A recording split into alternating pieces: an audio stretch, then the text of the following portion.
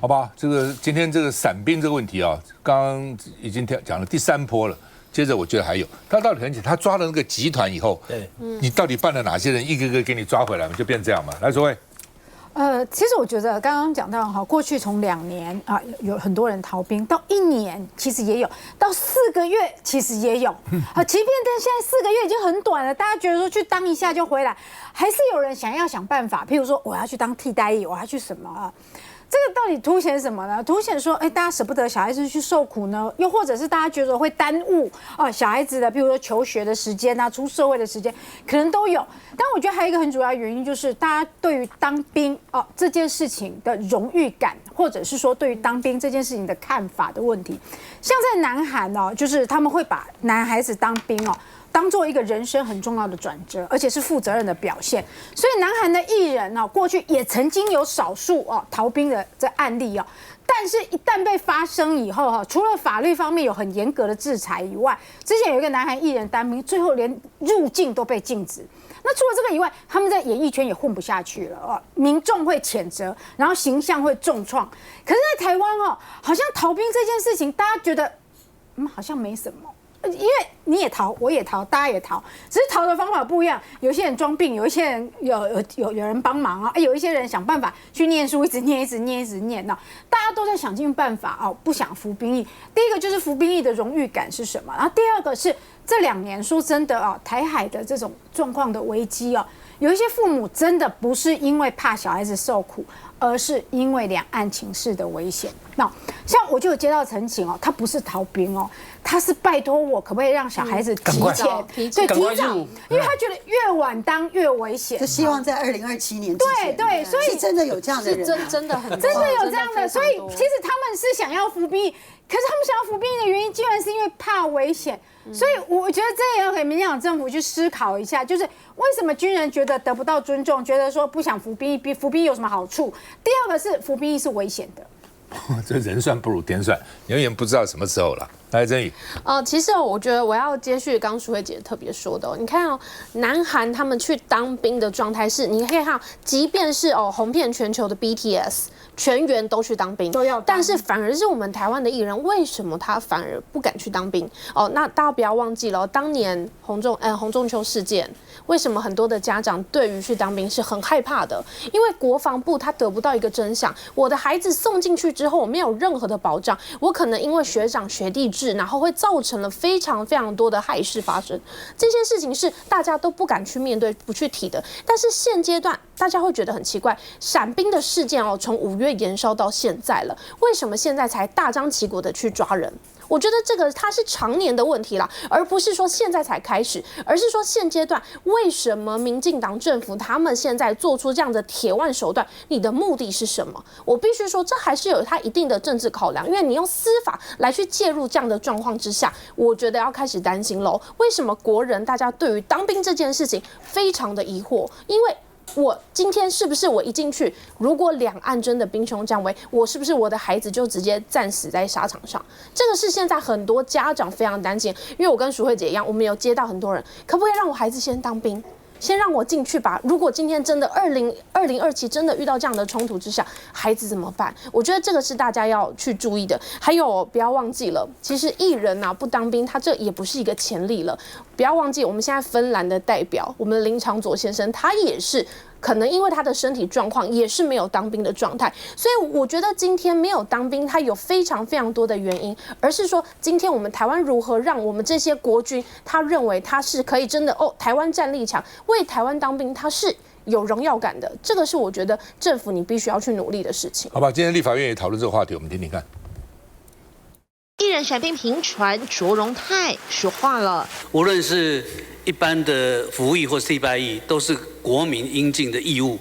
我认为站在国民的立场上，跟国家立场上，国民尽这个义务的时候，应该要勇敢的承担。我做海流啊，所以我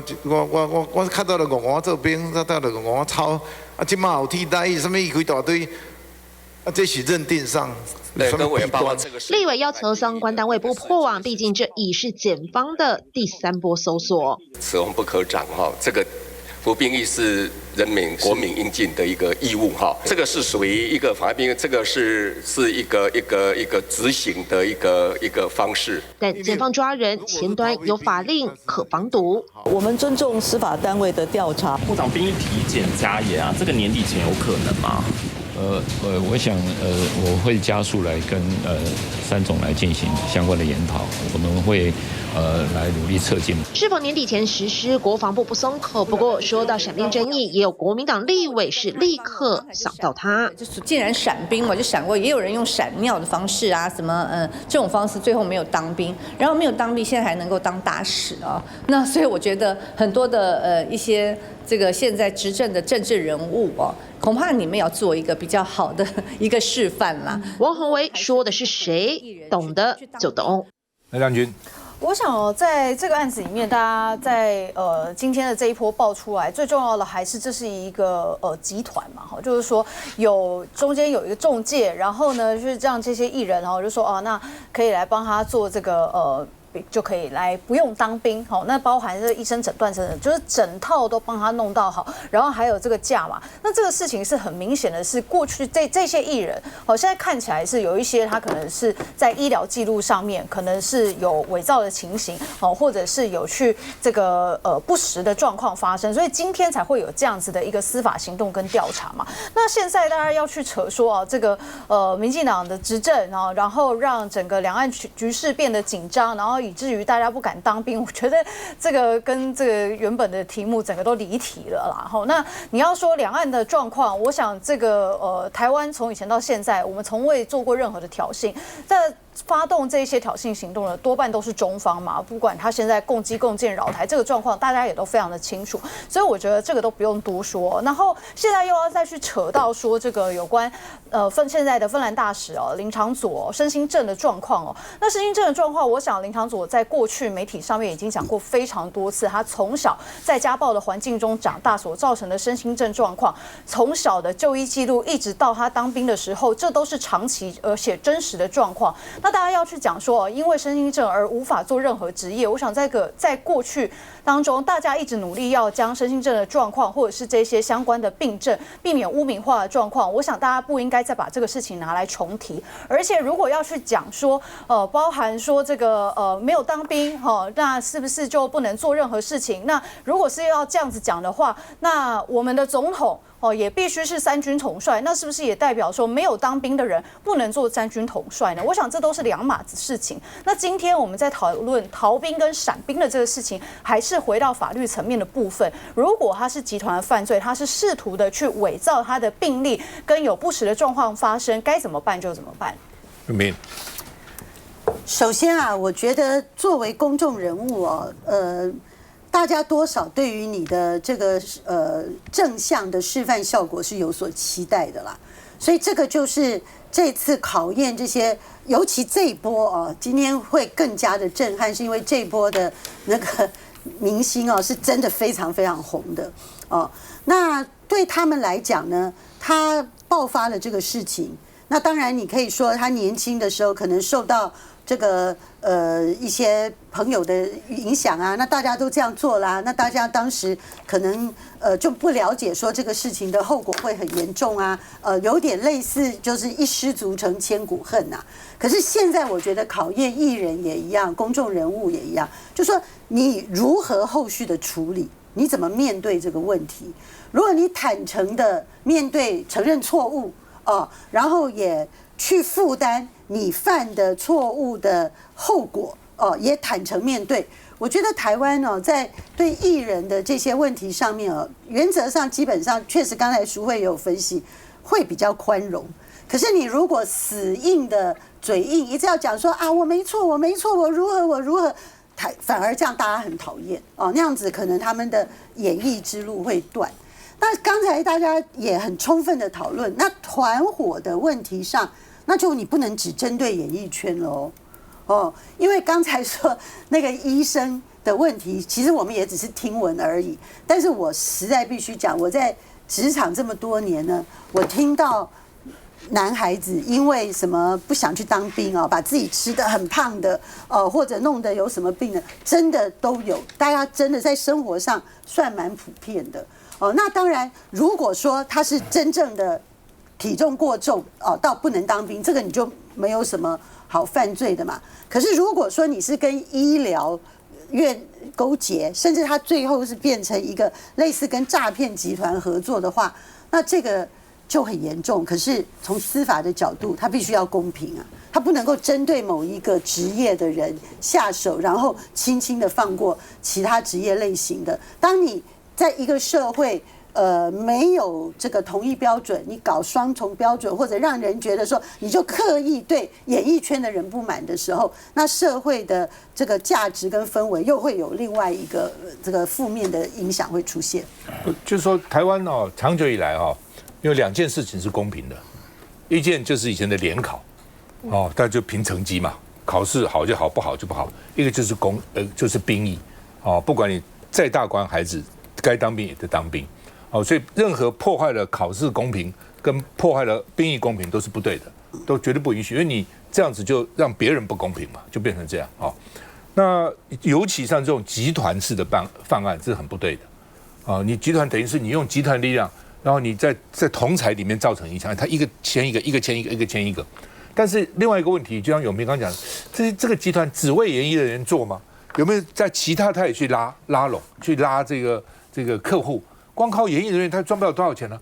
如果他是很广泛的，不只是演艺，其他方面他也一直去拉。这有2种，一种是个人，比如他是医学生，他知道怎么做，所以他到了大7的时候，他已经实习过了，他也看了很多，也知道该怎么弄了。这是个别一种，一种是集团帮你做，整个医院通通打点好那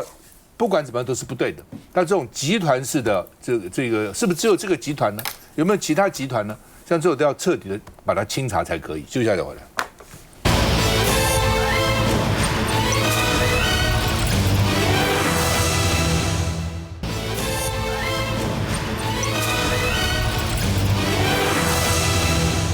好，郑丽文昨天去拜会立法院的国民党团说他要做最坚实的后盾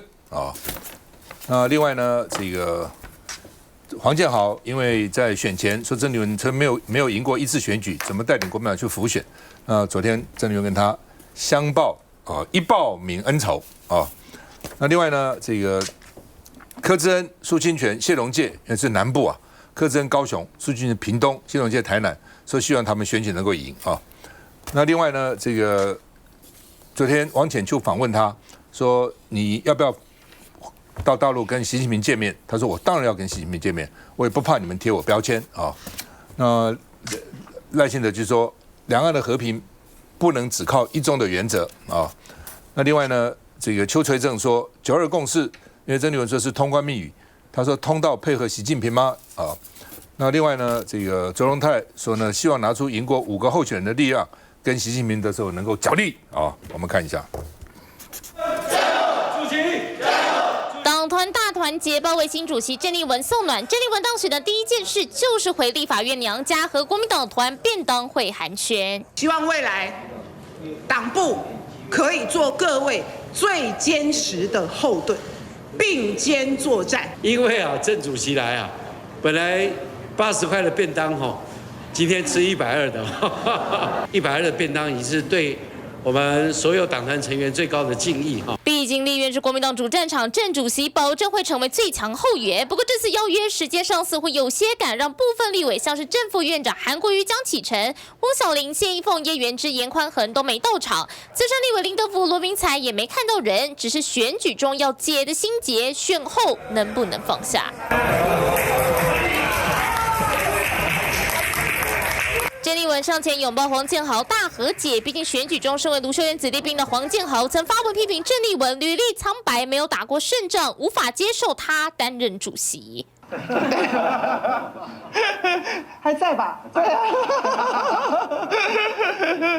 哎呀，选举嘛，我们大家都是身经百战的老将，所以选举语言过去就算了，大家不需要把它看得这么的严重。期待我们是因误会而这个分开，因了解而结合。主席只是关心说我的头发有点白，是不是要去染个头发？许多选举中挺郝龙斌或罗志强的立委也纷纷上台，一一排队跟新主席合照，而迟到的柯志恩也正好被郑丽文点名。马上就礼拜呀，画掉你呀，哈！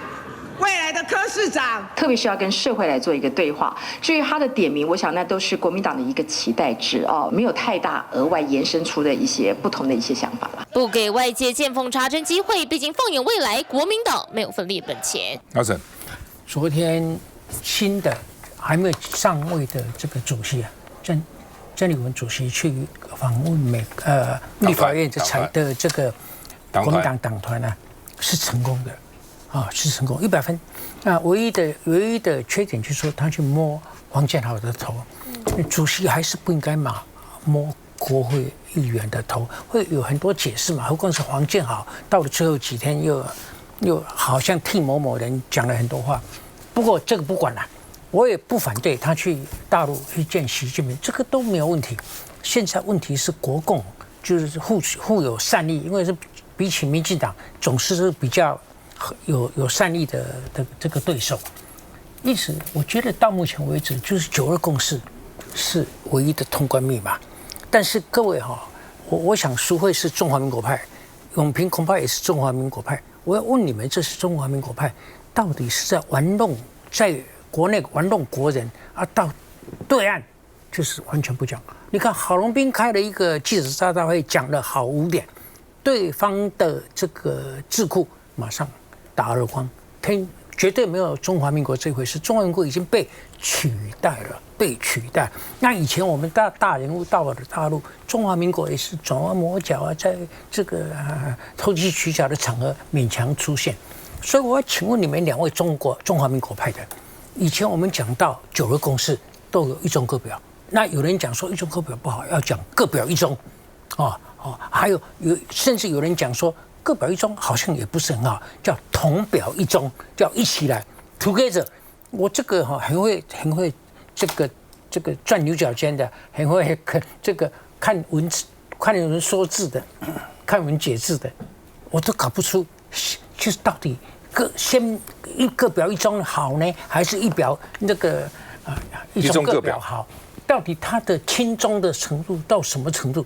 我一直无法解释，勉强解释也可以的，但是是不必。那现在我问你啊，这个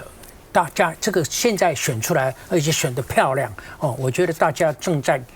Kimo 战 euphoric， 只是对我们的主持人很不公平那些站在郑丽文那一边的人啊，就是穷寇莫追嘛，就算你是穷寇，也不应该追成这个样子。他们都说这个郝龙斌选书是你因为最后一根什么毛。最后一根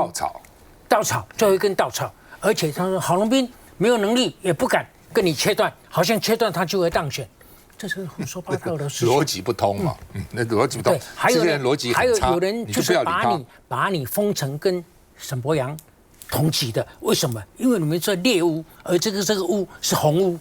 所以呢，就变成猎红巫的英雄，把你们并排。这个我觉得你很客气你是什么都不分，你的反击我根本就看不懂。你的反击是说那个选完以后，你是说有些人就是借选，就是要来扯后腿，那讲的我听不懂你的豪气，你的大鹏展翅都看不见了，你现在变成屋檐底下的小燕子啊！我跟你讲，怎么是扯后腿呢？前腿都伸进来了，对不对？前脚都伸进来，还这么扯后腿？我跟你讲，我对这个郑丽文初选过程中，我觉得他有很多事不得不这样做，我也不怪他。我讲，你唯一的检验是全民的主流民意。所以呢，我那一天我在前次的节目讲，你选上了很好。那如果你就马上到冈山或是附近去成立2026国民党前进南部前进指挥所然后起码拿1都下来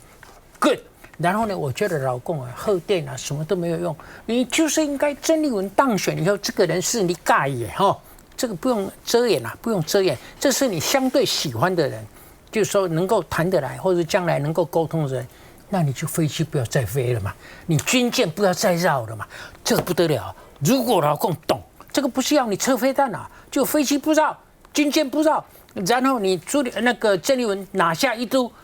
我跟你讲，谁都挡不了他，我跟你讲，你出来跟他选总统，你会输得很惨。他一下子一路冲到最高位置了，所以呢，这个不是贴标签的问题，这实质感受的问题。所以我觉得郑丽文以后观察他，是不是他过去的行为？过去行为因为为了初选，什么事情都干得到，都敢做。就是你现在到南部去，看看南部的民情，看看南部选民对你的看法，还有看看柯志恩跟谢龙介私底下跟你怎么讲啊？你对他们两个的回应怎么样啊？1个月以后再看看国民党在台南市跟在高雄市的民调的升降起伏。我跟你讲，很多事情啊，并不是大家冲着你来，或者冲着这个红的来，这个就是台湾多数人目前的主流民意，就是跟你在选举过程的主张，就是有矛盾的地方，有格格不入的地方。我一讲过，你当选是大好大坏啊，变成大好，避免大坏，全在你一个人的拿捏。那你要问他们什么吗？我来讲，他讲那个智库的事情，因为他们两个都是中华民国派，对，而且因为你讲了不止一次，那我就要唱歌了，可不可以唱歌？我跟你讲，我小时候就唱过什么样的歌，就大刀二口反共产，这个听过吧？哈，然后那个消灭猪毛杀痕间，这个好问你，打倒俄寇反共产。这个是川普的事情，跟我们无关哦。那这个消灭猪毛、杀汉奸，这个我们也轮不到了。现在中国国民党人碰到这个习大大毕恭毕敬啊，谁敢向这个蔺相如说，我要怀璧，对不对？不敢啊！而且没有人看习大大是汉奸啊，习大大是民主英雄对不对？不要向我贴标签，但是大家都很看得起他，对不对？但是这个都跟我们无关了。我要唱这条歌的最后一句，你知道吗？中华复兴，民国万岁！中华民国万岁！我跟你讲我就要带淑慧、带永平到上海去，站在上海的街口，就唱最后这一句。你们敢不敢？可以啊，为什么不行？因为你没有报复，对不对？对呀，我讲一下，我跟你讲，中华复兴没有问题，民国万岁，民国万岁，中华民国万岁。这个你在大陆敢这个那个什么郑丽文敢唱，我就服了。我不知道他，我没有办法替他回答，但是呢。以我去大陆那么多次的经验，这个问题不大。我先讲那个，因为你没有分量嘛。对啊，是啊，所以我就说没这个本来就是啊，这就说明两岸交流有很多的层次嘛。大家把它想的妖魔鬼怪，讲什么东西哇，就你立刻被抓起来，那也都是民进党随便在恐吓人来讲。我先讲92共识一中各表，如果你完整的讲了这8个字，而且你是这样主张的，就像你说的。大的地位高的政治人物可不可以继续交流？可以啊，可以啊，因为这个在过去这么多年来，完全证明了92共识一中各表作为大陆进行交流的基础是毫无障碍、毫无问题的。因为一中各表的精神就是这样嘛，你大陆表你的，我们表我们的嘛，大家要彼此尊重嘛，它这就核心。你们敢在中国大陆表？第二个对表吗？第二个，我现在就要跟你讲案例，我现在直接跟你讲案例。当时那个大三通之后，不是2010年，我们现在还在讨论那个双城论坛的问题，不就是2010年上海世博、台北花博建立的沟通管道吗？当时我们组了一个非常大的文化团体1000位以上的艺术家到上海去各个领域都有做表演艺术、视觉影展什么。结果我们在电影影展就碰到状况。我们全部去办的上海电影节其中一个台湾的电影、台北电影的一个单元呢，就因为上海电影节，他坚持他的主办单位坚持上面都要冠中国台湾哦，我们当时都是讲好了，大家用城市代表。他坚持要中国台湾呢，当时市长郝龙斌，我是负责人推动这个事情，我副市长兼文化局长，我们就撤，我们就不办。所有东西都准备好了，人员也准备好了，什么我们全撤，然后人就全回来，我们就杯葛，我们就不处理。时间没有了，那我就求你，你的立场跟郑丽文的立场是不一样的嘛？我不清楚，因为郑丽文立场常常在变，他也许又会变成跟我一样，我期待他变回来跟我一样。那我第三个跟您解释。你几次沈大佬在节目中一直在质疑说郝龙斌讲的那几点啊，大陆的智库不承认啊，说中华民国已经被消灭，如何说？大陆的体系哦，只要最后不是他的官方讲话，都不算。其实他是研究员的嘛，智库也有鹰派也有鸽派嘛，那完全跟智库讲这个鹰派讲法的不一样的智库的学者，我也见到好几个啊。对不对？所以我要讲的就是说，大陆也没有像大家想的完全那么一言堂，完全那么封闭，而且他们在很多立场上也有不同的角度。那一定还是要以说你怎么样能解决问题，政治方面、官方上面到底在什么样的范围里面？截至目前为止，我没有看出来说9·2共识一中各表，特别加上一中各表这个几个字会成为两岸交流的障碍，没有。这样啊，但愿如此。好吧，老沈啊，就说你们都反对9·2共识，我一直认为9·2共识很有创意的，没有问题的，只是因为呢，原来一中各表是各以口头表述一中，你说你是中华人民共和国，我说我是中华民国，这有什么问题呢？你各说各话嘛。只是当民进党一定要逼着北京说你是不是承认一中是中华民国，他当然不承认嘛，所以他现在也不讲了嘛。所以我觉得要讲清楚，就是很简单，一中各表的9·2共识，讲清楚。哦，我支持的是一中各表的9·2共识，甚至没有一中各表就没有9·2共识，有一中各表才有9·2共识。我觉得台湾立场一定要俩合哉，这就是台湾的立场。哦。我们认为的一中就是中华民国，那你认为的一中随便你去讲，但是我认为的一中就是中华民国。走到哪里，我的一中就是中华民国，我就是中华民国国民，他是要这样的。另外呢，就是说，当然有人故意要挑拨分化了，说这个郝龙斌没当选，我是压垮最后一根稻草，听着是蛮好笑的。你讲这个话哈，是侮辱郑丽文，你知道吗？对，你不是侮辱我，你侮辱郑丽文啊！就郝龙斌本来会赢的，因为呢，我讲这个话呢。这个大陆有介选，我从来没有讲过中共介选官方。我说大陆有人介选，但是官方应该制止。这讲有错吗？今天我们就问了很多专家，说那个排山倒海的那种网路，你们因为不知道乱评论，我们是受害者，我们知道排山倒海的网路，那都不是几个公司能够做的，那是很大规模的组织才能够做到这一点。哦，那因为你们根本搞不清楚人家怎么来围剿我们嘛。那另外一点呢，就是说，郝龙斌为了这个，郝龙斌很客气了。昨天选输了，昨天一大早来看我，跟我表示谢意跟歉意。所以你看，他被你讲成这样子哈。讲实话哈，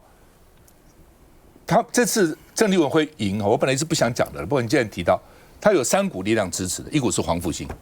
黄复兴是很厉害的哦，因为他这个他很早就活动了，他几个月前就开始活动了。因为朱立伦把黄副市长不是裁撤以后，黄复兴是很恨的，哦，那他们就很技巧的说郝龙斌就是朱立伦这个指定的一伙的，所以就把对朱立伦的恨跟气转嫁到郝龙斌身上，这是一个，哦，那第二个就是真的期待国民党改革的，哦，有很多人是很期待国民党改革。第三个是有一些的确是比较亲中的，哦，这点我认为国民党最要注意。为什么民进党也要检讨？本来台湾大家都好好的一家嘛，同岛一命嘛，不管主张什么都是中华民国国民嘛。但是真的有些蓝军就觉得说，国民党哦大概也干不了民进党了，干脆共产党来收拾好了。有没有这样的心理的人？我知道很多人这种心理，但这种心理是不对的嘛。这怎么是对呢？我完全不赞成这样。但是国民党不可否认的有一些的确是这样，所以这三个力量。构成这曾丽文当选也恭喜他了那但是我这边真的要澄清，我觉得郝龙斌很衰，朱立伦从头到尾没有鼓励郝龙斌参选，朱立伦真的没有鼓励郝龙斌参选那郝龙斌自己有使命感自己有信心要参选，朱立伦没有，所以你说是因为朱立伦要郝龙斌参选，把对朱立伦撤销黄复兴怪到郝龙斌身上，真的是没有道理了。主持人，我一句话就好。你说，你刚才特别强调的三股力量，就算没有特别突出的话，我跟你讲，你要心平气和的接受，郑丽文还是当选的，因为他选的太好了。没有说不生平气和，我只告诉你，这三个力量是主要的力量，就在这个地方嘛。不是，那我为什么不同意？你知道吗？因为开票从开始到结束，这个总额，所以他们的落差当然越来越大，越来越大。但是你如果看百分比，郑丽文的百分比一直在50到53之间，所以呢，没有说哪一个票先开出来特别是他的没有。所以我跟你讲，走路都走到今天呢，你是要真正的承认，你还是没有他真的选得好吗？没有说他选不好，我是说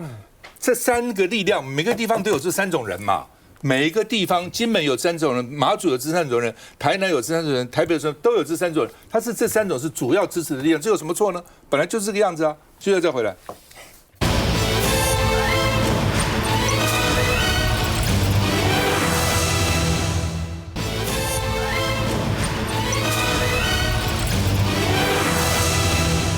好，台湾民意基金会今天做了个调查哈，这个赖清德的支持度了赞不赞他的政策？他并没有说支不支持他了，只是他的处理国家大事的方式了。不赞成的有52.5%，很高，赞成的只有34.9%那所以呢，这个不赞成比赞成的多了17.6%那这个比例这个一致这个非常高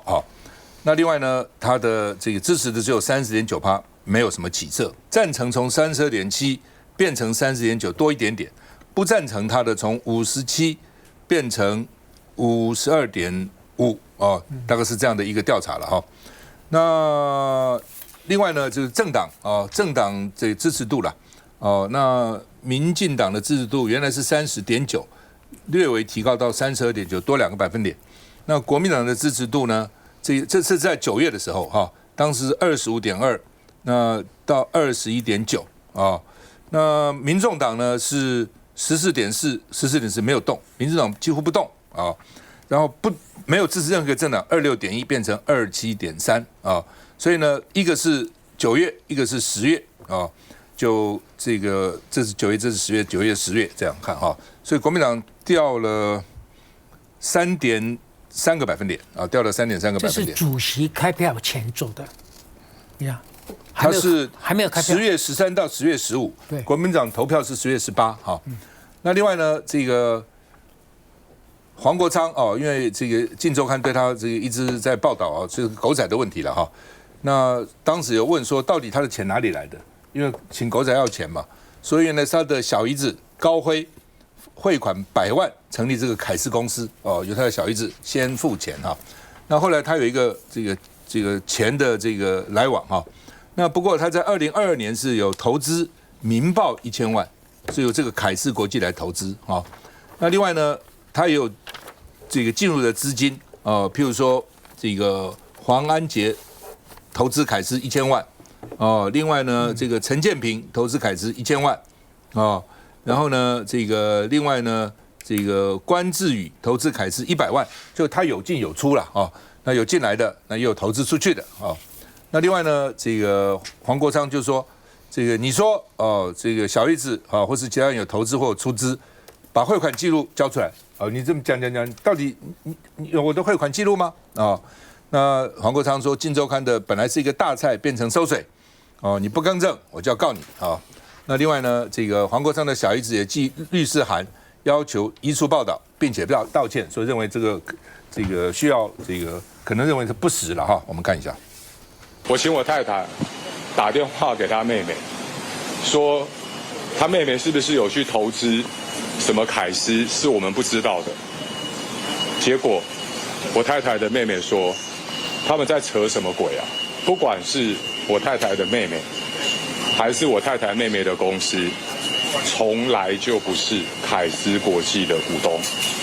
从来就没有汇款给凯斯国际。《镜周刊》还有撰稿的记者里，今天如果没有道歉、没有更正的话，应该律师就会采取法律行动。有汇款给凯斯国际，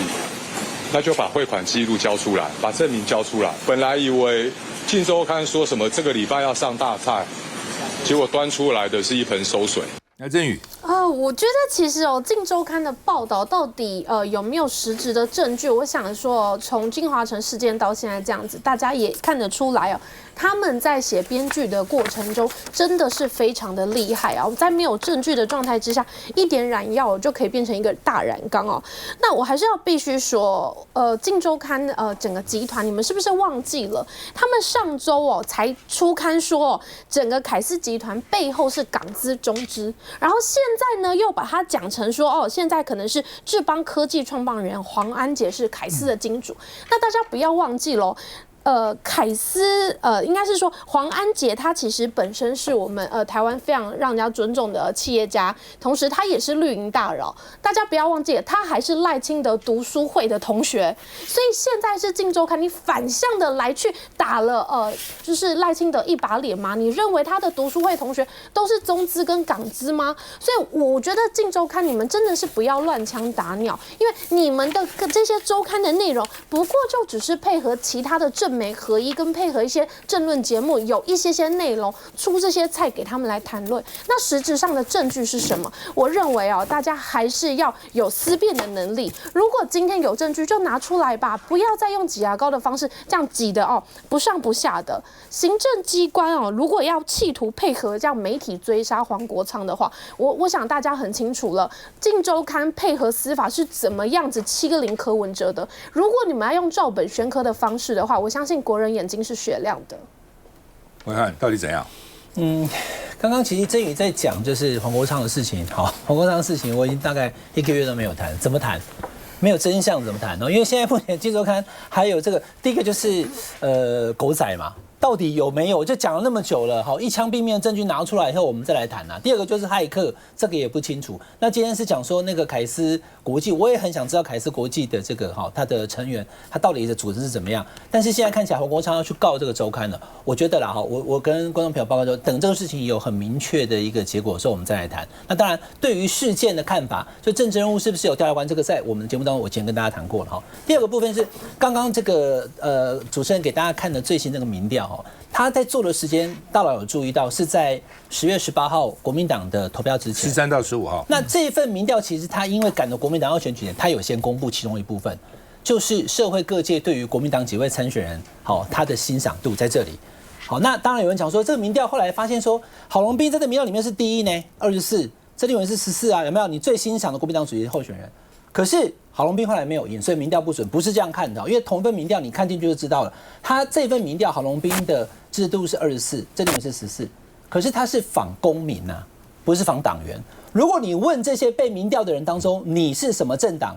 一问就知道了嘛。其中国民党支持者当中，28是郑丽文，21是郝龙斌；统派支持者28是郑丽文，19是郝龙斌。但是呢，如果是河洛背景的话呢，反而是郝龙斌比较强。所以我今天才会跟大家讲说，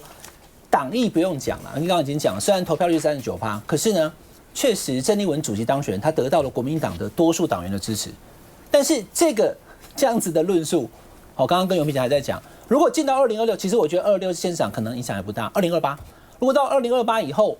国民党的总统参选人跟国民党党主席都还是维持这次党主席选举当中的两岸论述的话，那就要验证台湾的民意是不是之后还会支持就这样的方向，然后赢得2028。我觉得这个才是后续检验的，党意跟民意有没有落差，现在我不敢讲。但是以过去来讲的话，往中间靠，讲不统不独不武的马英九才赢了2次的总统大选。如果你讲说我们今天要往两岸的，可能就是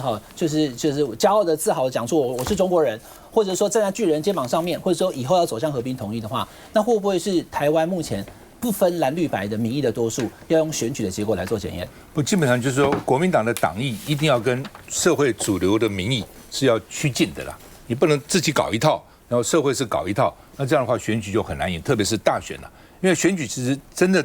最后还是要看候选人本身啦，候选人本身的冲刺，但是你党的政策也必须要合乎整个社会的走向了。休息一下再回来。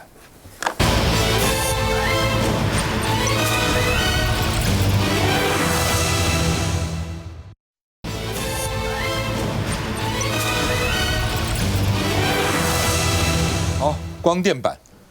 这是台湾上穷碧落下黄泉，到处寻找光电板的用地真的是山野光电板、海野光电板、余温野光电板、山坡地野光电板，到处都是光电板，因为它要铺很多才能产生一定的这个电量嘛而且有太阳才有嘛那所以呢，为什么现在搞这么乱象？到底这边也是，那边也是，水库上也是，余温上也是，田里也是，到处都是。甚至呢，这个台风一来，哇，现形了，这些光电板废弃怎么办？谁处理？那环境部长彭启明说，过去是急于冲量，的确，为了要量，就其他不管了，他是政治正确嘛，只要我说我要设光电板，就是政治正确，谁敢反对啊？你反对你什么意思啊？所以呢，就先把量冲起来再说那冲起来现在麻烦了，那怎么善后呢？说水库到底有没有影响啊？那彭启明说，检验是没有异状了。但是将来呢，水面光电也要纳入环评，现在不用环评现在什么叫环评？居然这么重要的在水库上面设光电板不用环评那另外呢，说因为法规适用不同，立委说这个乌山头水库设光电板是违法的。那经常你说你违法，我说我没违法，因为我们的适用的法不一样那而且呢，这个说爆出使用期限违法。左荣泰说，请经济部重新提出报告来那另外呢，这个经济部自夸说光电板已经清完了但是你清完为什么再巡检呢？说你自己打自己的脸，失去这个行政失去诚信，因为他也去看了，说还有废弃物嘛，没有全部清除完毕怎么有清除完毕呢？还有并不像你讲的全部清除完毕那另外呢，就是监察院也说呢，这个有7大乱象，光电板，譬如说没有什么标准审查，什么标准呢？政治正确要什么标准呢？黑道会恐吓甚至黑白两道都搞在一起然后呢，这个不法势力然后呢，这个推动不符预期原来没有推动，像原来要叫好像20万千瓦现在只有14那另外呢，这个余电共生就是没有达预期，就是鱼死电生啦，就这个意思啦反正有7个那蔡英文昨天有脸书了有说呢，他说你们都怪我这绿电政策很好2016年执政以前，全年供电绿灯50天，2022年以后呢，超过300天而且呢，2022年绿电发电就超过核电2024年燃气发电也超过燃煤所以为什么不好呢？他说你们应该用理性务实的态度不要用政治来影响再生能源的发展这是蔡英文的演说，我们看一下。教育转正不只是要改变制度，更是希望让每一个孩子都能够在尊重中成长。前总统蔡英文谈教育转型正义，而这也是8年任内的改革一环，这是否也是有感而发呢？脸书发文提及，想想论坛专文大动作挺绿电，劈头就挑明先说结论，表示执政前全年供电绿灯仅50天，2022年绿能发电占比超过核电，2024卸任前燃气发电占比超过燃煤发电，并意有所指，过程遇到的挑战涉贪个案，不能否定这些能源的真实理性数据，才能决定台湾能源的下一步。绿能谣言比弊案多几百倍的情况下呢，蔡总统就合乎事实的趋势来做分享。英系议员认为谣言满天飞，蔡英文才会在此刻出手，但政治与政策间的平衡。不过蓝眼里不是这样，蔡英文总统要帮赖总统来助攻因为他可能觉得赖总统他的这个声量不够。那从不好的一个解读来讲的话，是不是蔡总统认为现在的赖总统的说服力不够不够力？只同为能源议题，光电板争议还没解决。塑胶微粒的计算都是在实验室的讨论。因为 U 型破损的水面型光电是否会有塑胶微粒，环境部长彭启明坦言还在实验阶段，并未测试，但挂保证水质检测无异状。全世界呢，对于水面型的光电环评，根据本部努力收集的结果，目前还没有，是不是可以年底能够达到一个设定一个环评的一个目标？讲出具体时间及行动，要消弭光电板疑虑。毕竟连监察院的光电调查报告也指出7大问题，要政院处理。来，高审，这个蔡英文总统当然就这个议题，他可以选择性的选对他有利的数字，可以讲2个小时没有问题，因为这个电的来源是从不同的角度看，可以有不同的解读，所以这个不稀奇了。我还是要回到，因为我怕这一段的收视率会下去，我还是要回到这个党主席的选举。我告诉你这个南部就是民进党碰到这个柏油山，碰到美浓的大峡谷，碰到光电板，这一大堆，民进党真的是很难翻身呢。那个时候我在2个礼拜前我就讲，国民党丢了2个救生圈给民进党，一个就是党主席的选举过程，还有一个就是党团在新会期的表现。那我问你郑丽文的这个选举的过程是这个民进党的感觉，我们都没有问这个关键问题，问这个亮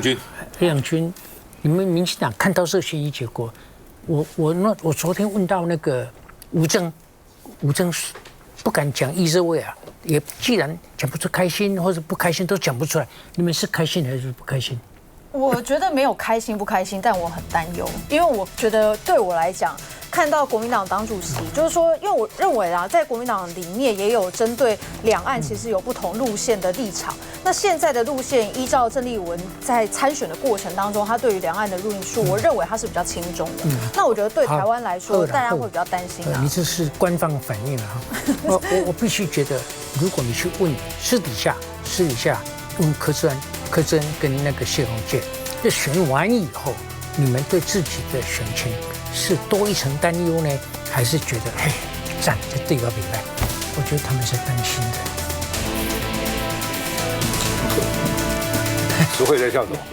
我们还是回到这个绿能这件事情啊。我觉得蔡英文此时的出手啊，他突然的，他其实已经很多时间都不问世事了。突然的出手，恐怕不是因为绿能的谣言过多，而是绿能的弊案跟弊端过多哦。所以他不得不出来讲几句话